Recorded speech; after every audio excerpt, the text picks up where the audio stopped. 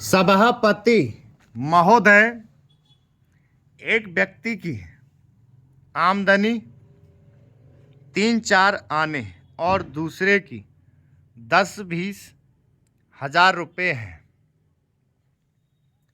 अगर वित्त मंत्री महोदय इस विषमता को दूर नहीं करेंगे तो समाजवाद का नारा बिल्कुल कोरा और कागजी सिद्ध होगा।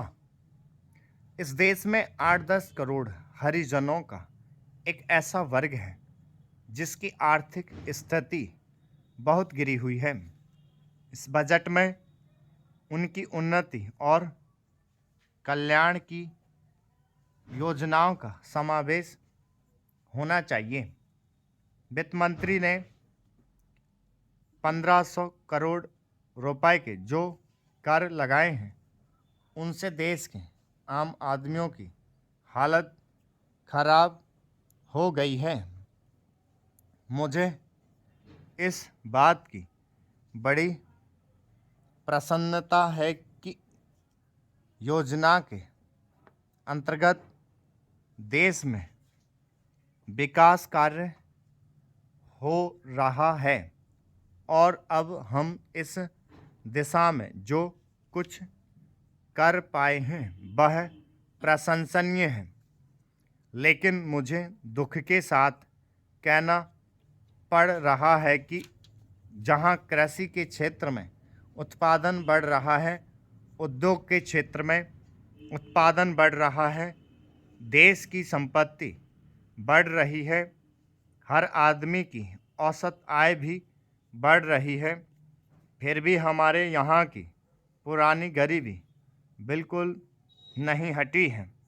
मैं समझता हूँ कि यह इस सदन के लिए और सरकार के लिए विचार करने का विषय है कि क्या कारण है कि जब हम 55 वर्ष से अपने देश की गाड़ी कमाई का रुपया और दूसरे देशों से कर्ज लेकर बड़ी बड़ी रकमें देश के विकास के लिए खर्च कर रहे हैं और देश में धन भी पैदा हो रहा है, तब भी देश में जो लोग गरीब हैं उनकी गरीबी दूर नहीं हो पा रही है।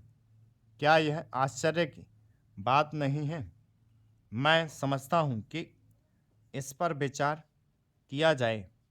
यह ठीक है कि हम समाजवाद के रास्ते पर जा रहे हैं, लेकिन समाजवाद के रास्ते पर ठीक ठीक चलें तो भी यह अनुमान नहीं लगा पाते कि कितने वर्षों में हमारे देश की गरीबी दूर होगी।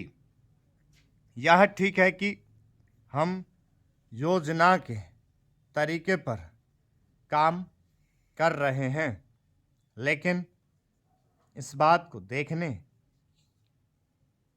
की आवश्यकता अब पैदा हो गई है कि देश में जो धन पैदा होता है वह कहाँ जाता है। इतनी प्रगति होने पर भी हम देखते हैं कि गरीबी दूर नहीं हो पा रही है। गरीबों को खाने के लिए अन्न नहीं मिलता, पहनने के लिए कपड़ा नहीं मिलता। इसका क्या कारण है? यह गंभीरतापूर्वक सोचने की बात है।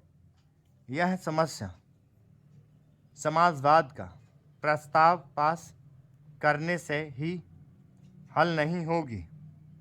अध्यक्ष महोदय, मैं राष्ट्रपति महोदय के भाषण पर जो धन्यवाद प्रस्ताव है उसका समर्थन करने के लिए खड़ा हुआ हूँ। मुझे इस बात की खुशी है कि हमारी सरकार ने समाजवाद का केवल नारा ही नहीं लगाया है, बल्कि समाजवाद को मूर्त रूप देने के लिए कदम भी उठाने प्रारंभ कर दिए हैं। सबसे बड़ी बात तो यह है कि गरीबी हटाओ, गरीबी मिटाओ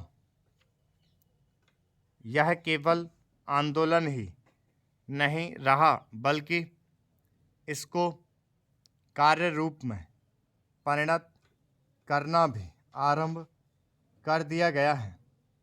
इसके लिए मैं अपने प्रधानमंत्री को जितना भी धन्यवाद दूं वह थोड़ा ही है।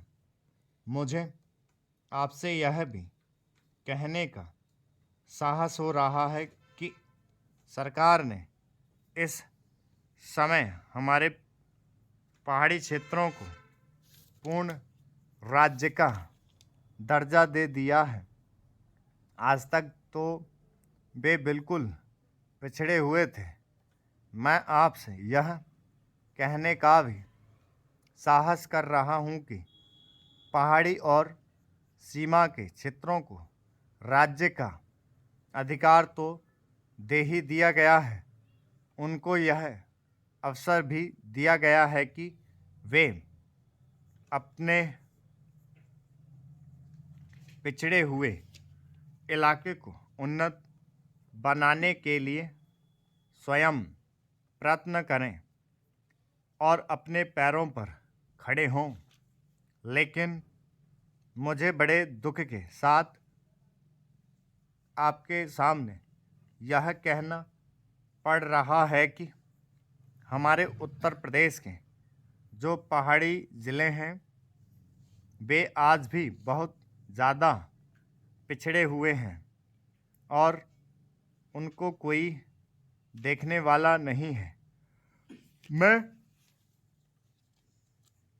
सरकार का ध्यान इस बात की ओर दिलाना चाहता हूं कि कुछ दशक पहले इसी दिल्ली में पहाड़ी इलाकों के सैकड़ों भूमिहीन किसानों का एक बहुत बड़ा जुलूस निकला था और उन्हें हमारे राष्ट्रपति ने आश्वासन दिया कि उनकी भूमि समस्या हल करने के लिए वे उत्तर प्रदेश की सरकार को लिख रहे हैं। लेकिन आपको सुनकर आश्चर्य होगा कि कई वर्ष बीत गए हैं, किंतु एक चप्पा भूमि भी किसी भूमिहीन को आज तक नहीं दी गई है। हमारे भूमिहीन किसान कभी जेल में सड़ते हैं और कभी कहीं मारे फिरते हैं, लेकिन भूमि उन्हें नहीं मिली। इसी प्रकार मैं आपको यह भी बता देना चाहता हूं कि एक बार हमारे मुख्यमंत्री जी ने भी लिखा था कि हमारे उत्तर प्रदेश के जो पहाड़ी ज़िले हैं वे पूरी तरह से पिछड़े हुए हैं।